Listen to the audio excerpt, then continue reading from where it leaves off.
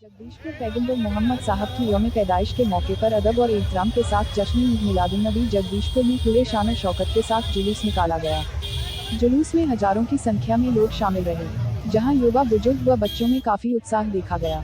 सिर पर रंग बिरंगा 12 वफात, जिसे हम ईद मिलाद या ईद मिलादुन्नबी भी कहते हैं, इस्लाम धर्म का एक प्रमुख त्योहार है और पूरी दुनिया भर के मुसलमानों के विभिन्न समुदायों द्वारा इस दिन को काफी धूमधाम के साथ मनाया जाता है, क्योंकि मानवता को सच्चाई और धर्म का संदेश देने वाले हजरत मोहम्मद साहब का जन्म इसी दिन हुआ था और इसी तारीख को उनका देहांत भी हुआ था। ऐसा माना जाता है कि अपने इंतकाल से पहले मोहम्मद साहब 12 दिनों तक बीमार रहे थे। दोस्तों, 12 वफात में 12 का मतलब होता है 12 यानी 12 और वफात का मतलब होता है इंतकाल, क्योंकि 12 दिनों तक बीमार रहने के पश्चात उनका इंतकाल हो गया था। इसीलिए इस दिन को 12 वफात के रूप में मनाया जाता है।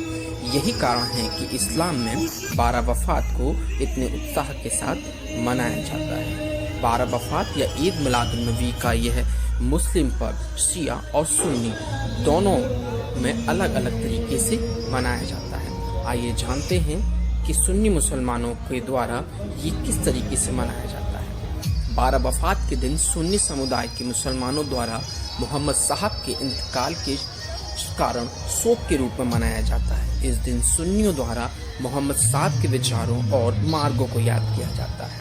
12 वफात के दिन सुन्नी समुदाय के लोग मस्जिदों में जाते हैं और मोहम्मद पैगंबर साहब के सीखों को अपने जीवन में अपनाने का प्रण लेते हैं, ताकि मोहम्मद साहब द्वारा मानवता को दिए गए तोहफे को और भी अच्छा बनाया जा सके। आइए आप जानते हैं शिया मुसलमान इस त्योहार को किस तरीके से मनाते हैं।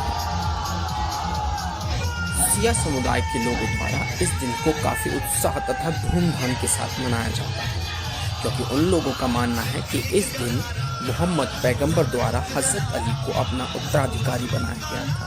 उनके लिए यह अवसर एक नए नेता की चुनाव के जश्न के रूप में मनाया जाता है। इसके साथ ही शिया समुदाय के लोग इस त्योहार को पैगंबर मोहम्मद हजरत के जन्मदिन के रूप में भी मनाते हैं। 12 वफात, जिसे हम ईद मिलाद या ईद मिलादुन्नबी भी कहते हैं, इस्लाम धर्म का एक प्रमुख त्योहार है और पूरी दुनिया भर के मुसलमानों के विभिन्न समुदायों द्वारा इस दिन को काफी धूमधाम के साथ मनाया जाता है, क्योंकि मानवता को सच्चाई और धर्म का संदेश देने वाले हजरत मोहम्मद साहब का जन्म इसी दिन हुआ था और इसी तारीख को उनका देहांत भी हुआ था।